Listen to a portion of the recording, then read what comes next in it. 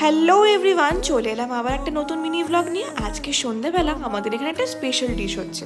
আমি যেহেতু এখানে একাই থাকি, রান্নাটা নিজের জন্যই করতে হয়। একার জন্য আর অত কিছু রান্না করতে ভালোও লাগে না, কিন্তু যে মা এসছে আর বললো একটা নতুন আইটেম ট্রাই করবে, আমিও এক্সাইটেড হয়ে গেলাম। জিনিসটা দেখতে কিন্তু পুরীর মতো, কিন্তু এটা বানানো হয়েছিল আলুর পেস্ট দিয়ে। খেতে কিন্তু বেশ টেস্টি হয়েছিল। নতুন নতুন আইটেম খেতে কার না ভালো লাগে। পরের দিন সকালবেলা আমি রেডি হয়ে গেছি অফিসের জন্য। আর এই যে কুর্তিটা তোমরা দেখছো, এটা আমি কিনেছি ফ্লিপকার্ট থেকে। একদম সিম্পল একটা কুর্তি, কিন্তু দেখতে এত সুন্দর। অ্যাটলিস্ট এই আয়নাটা হওয়াতে নিজেকে আমি পুরোটা দেখতে পাচ্ছি।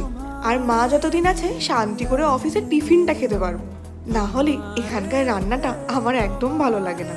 আর অফিসে জামা কাপড় একটু ডেইলি আয়রন না করলে দেখতে ভালো লাগে না। ওই জন্য এখানে আয়রনের একটু সমস্যা হচ্ছিল, তো একটা কিনেই ফেললাম।